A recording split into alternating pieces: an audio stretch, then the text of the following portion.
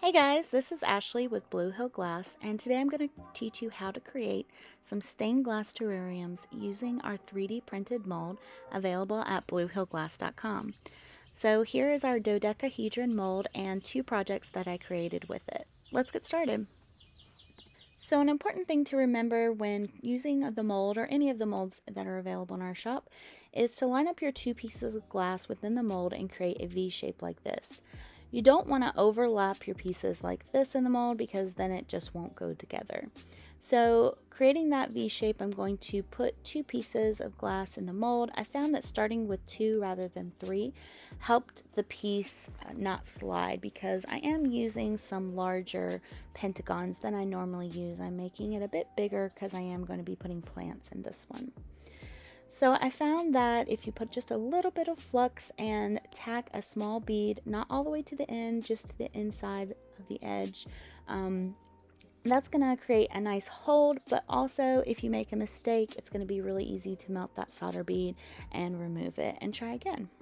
If you need any tips on materials, be sure to check out one of our other 3D printed tutorials, such as our D20 or our succulent. I have a lot of tips on different materials to use to make this project go smoother. So for this project, I'm using much larger shapes. The pentagons are much larger than the other 3D projects I've created, just because I wanted to make sure there was enough space for putting in the plants. So these pentagons have 2-inch sides, but they're about 3 inches from their widest points, and the completed project is going to be about 5.5 inches large. The reason I mention that is because it does make this piece a little bit more challenging than some of the other 3D projects I've made because it's just heavier and so it's going to slide around a bit more. I don't recommend you go larger than the 2-inch side for this project because it's just not going to fit quite well, but you can do this size and smaller sizes, and those shapes are included with the pattern that you can download after purchase.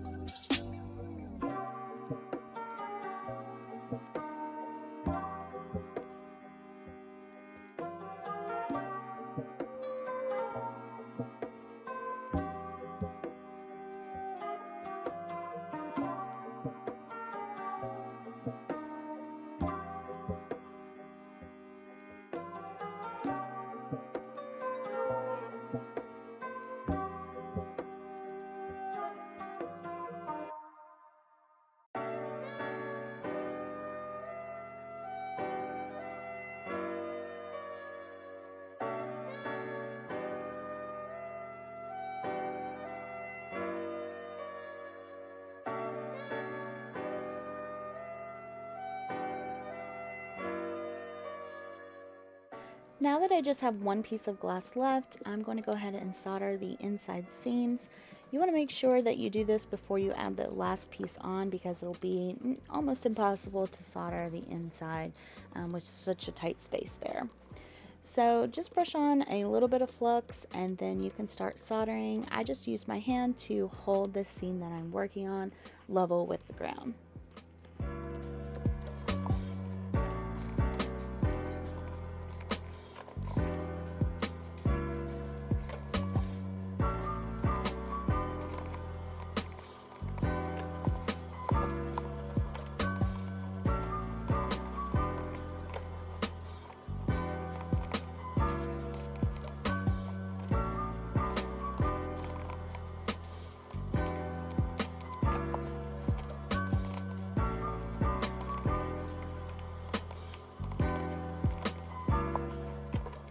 Now if you have some wedges, you can slide those in there and that might speed things up a bit.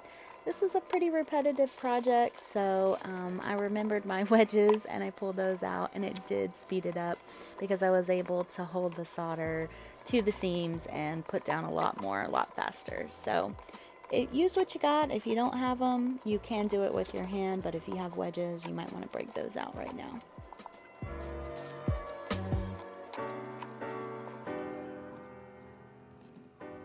Now it's time to put in that last piece, so I'm sorry you can't see very well from this angle, but I'm just going to slide it in there, and I'm just going to use my hand to kind of squeeze the piece to push those seams together.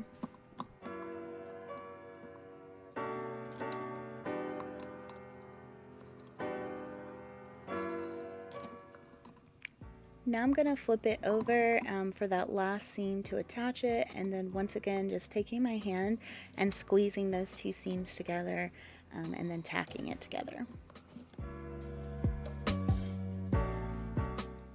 Now the last thing to do for the inside is that seam of the piece that we just added, so I'm going to go ahead and solder that, and then we can work on the outside.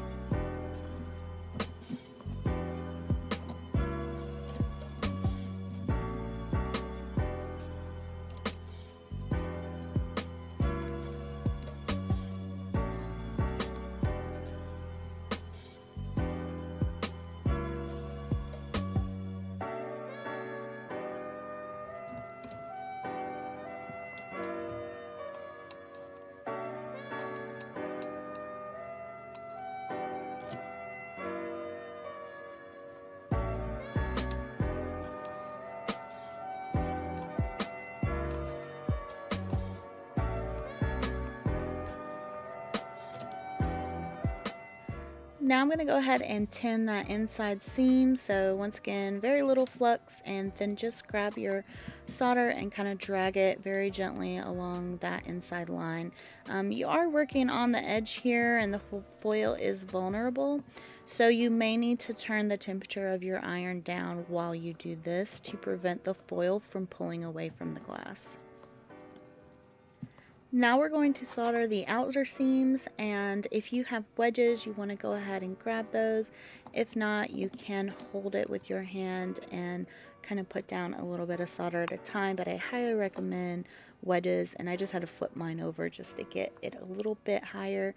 I'm going to brush on some flux, and then I find that if I tin the outer edges of the foil that are on either piece, it helps the solder stick a little bit better.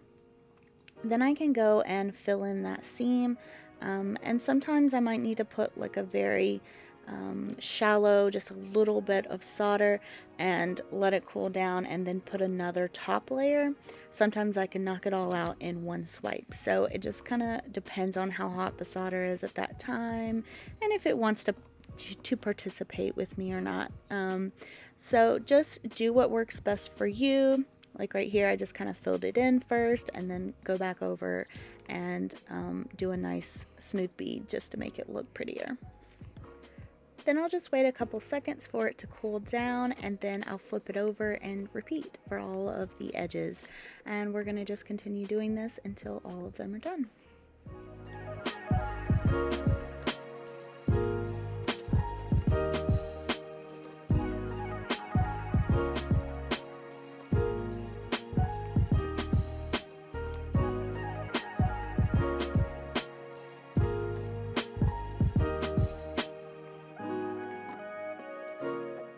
Now that all the outer edges are done, I can go ahead and tin that outer seam there. So again, just dragging a small amount of solder all along there very quickly to not try and pull the foil up with heat. And then I can go ahead and tap that outer seam, so that open window section there. So some of this you might be able to do it just by, having it flat on the ground. You might have to hold it with your hand to get the angle right. But the idea here is just kind of a tapping up and down motion to get that seam really smooth and to have a nice look, because this is the main hole, the window where people will look at the most. So you really want to make sure it's nice and smooth.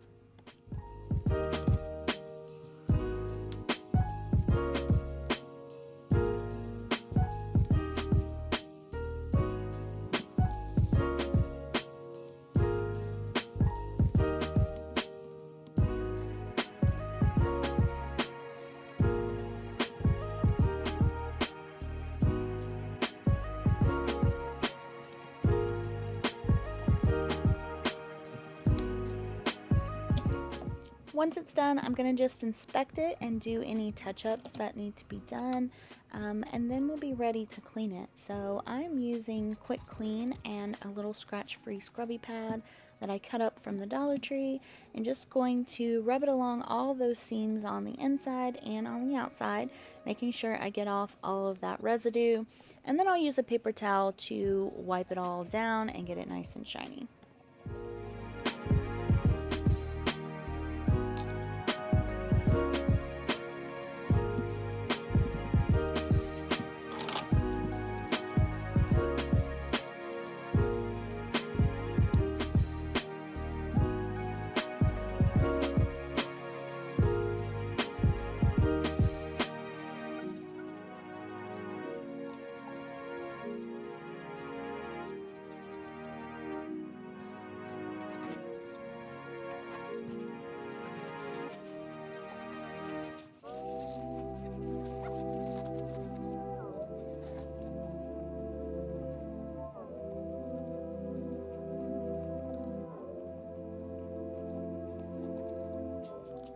For this piece, I decided to add patina, so I'm just brushing on some black patina. I'll put that on and then wipe off the excess with a paper towel.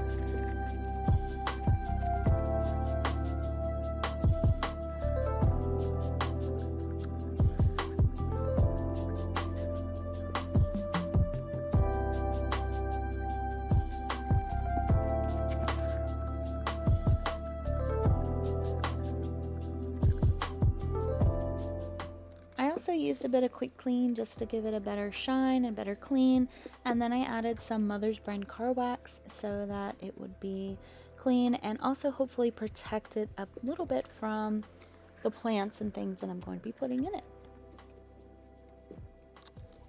So here's my completed dodecahedron. I love the way it turned out, and you don't just have to use it for a terrarium, you could do other things with this project. But here is what my terrarium looked like. I added some succulents and a couple seashells to it, and I absolutely love it. I think it's gorgeous. Now I'm going to show you how to use the same mold to create the teardrop shaped terrarium. So starting the same exact way as before, tacking two pieces together, and now I'm going to add my third piece, but you'll also see that I have some additional shapes up top.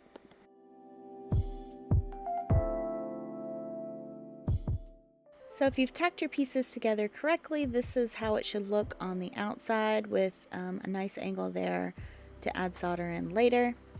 And we're going to be using 6 pentagons and kind of creating like a bowl shape for our base.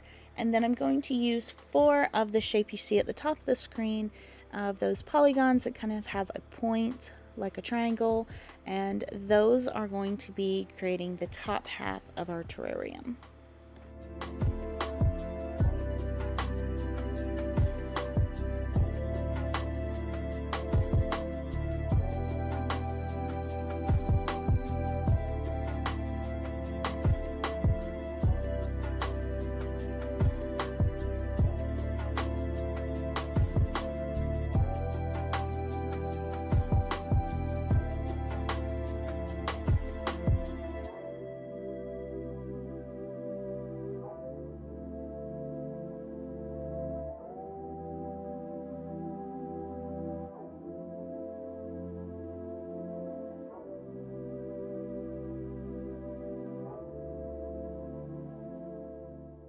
Now that our bowl is done, I'm going to add the other shapes, and so these are at the perfect angle that will fit right directly into your mold, and we're just going to tack that first one into place just like we tacked all the other pieces.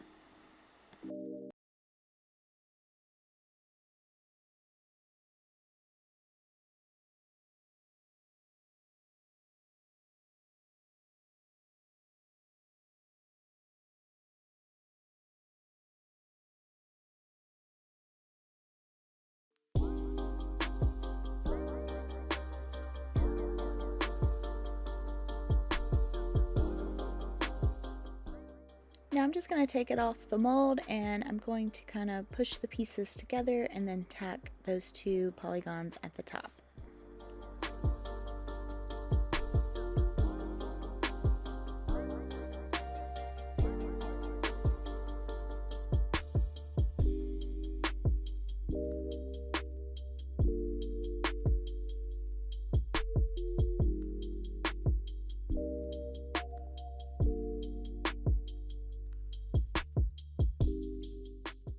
Now, just like with the other piece, before I put on the last piece of glass, I'm going to go ahead and solder those inside seams.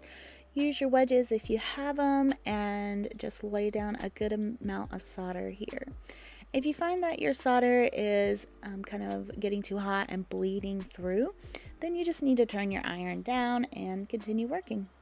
So here's a shot of just my perspective and what I'm seeing as I'm soldering, and just what it looks like, making sure that seam is level to the ground and flat.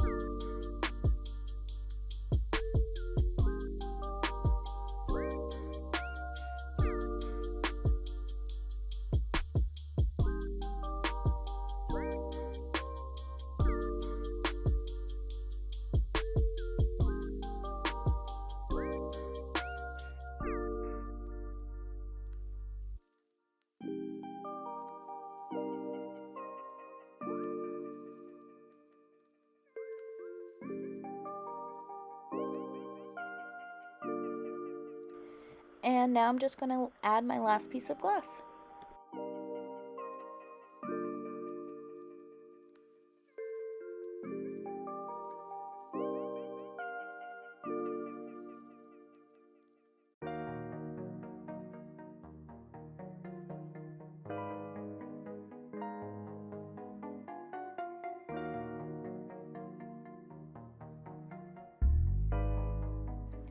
Alright, so let's do that last inside seam.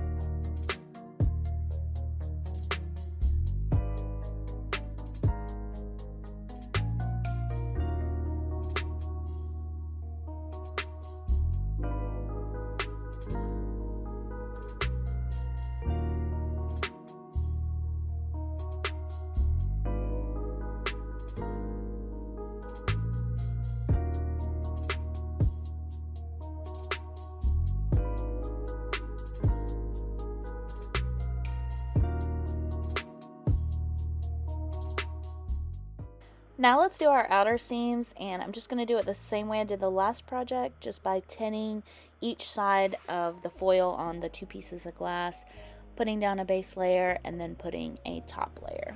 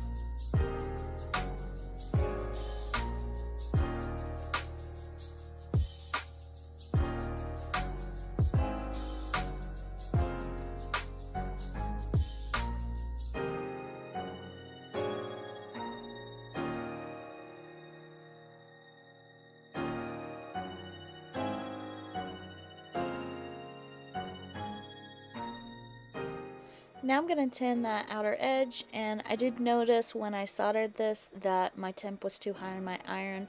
You can see right here that the foil pulled away a little bit. So I just turned it down a notch, and then you can just push it in with your finger as long as it didn't melt away too much.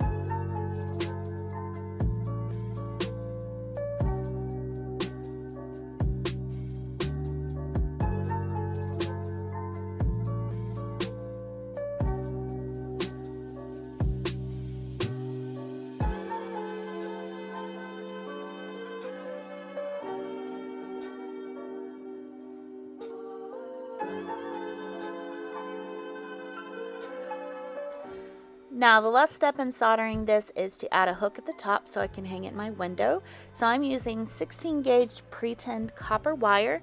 I'm going to take my needle nose pliers and bend it over to make a loop, and then leave a little tail hanging out the end, and then use my pliers to cut that off.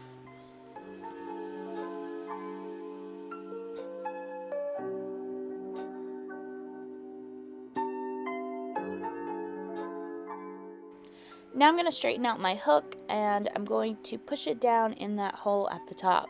So you'll notice that I didn't add any solder at the top. I intentionally left it bare there because I wanted to make sure I'd had space to push my wire down in.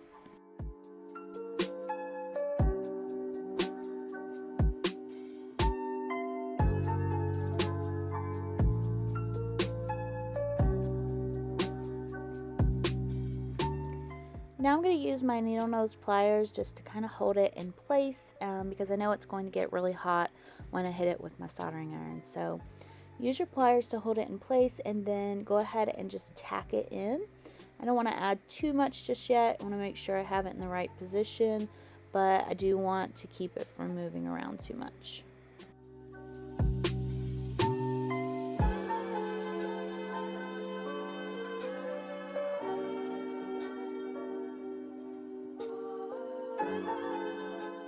Next, I want to bury that tail of the wire into one of the lead lines, and I can just use my needle nose pliers to kind of push it down and get it in the proper shape, and then I can use my soldering iron to bury it into that lead line.